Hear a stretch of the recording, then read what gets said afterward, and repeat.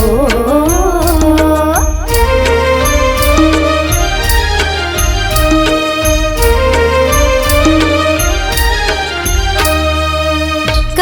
करेला भात खाबो ए छोटकी तीजा मनाबो। करू करेला भात खाबो ए बड़की तीज मनाबो। करू करेला भात खाबो ए छोटकी तीजा मनाबो। मई के जाबो या मई के जाबो, मई के जाबो या मई के जाबो। करू करेला भात खाबो ए छोटकी तीजा मनाबो। करू करेला भात खाबो ए बड़की तीज मनाबो।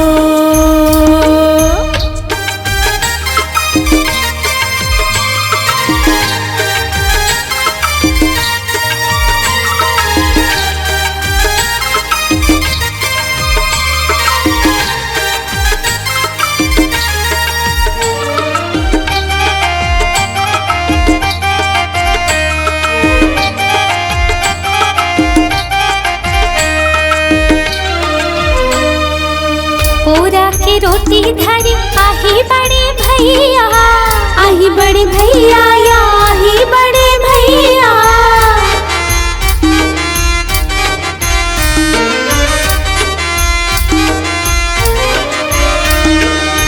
छोड़ के 2 दिन भर जाबो अपन सैया, जाबो अपन सैया या जाबो अपन सैया। संग संग भैया के जाबो ए छोटकी तीजा मनाबो। संग संग भैया के जाबो ए बड़की तीज मनाबो।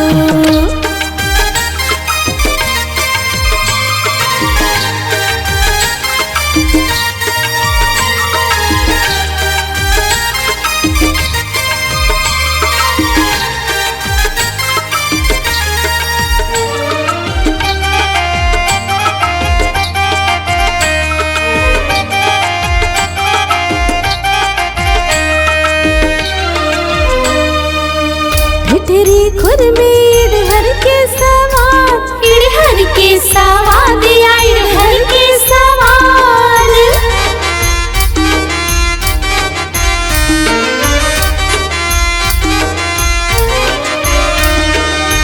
नवा लुगरा पहिरबो पुल खा पोसाक, पुल खा पोसाक गड़ुटी पुल खा पोसाक।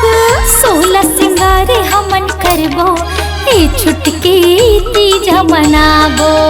16 सिंगार हमन करबो ए बड़की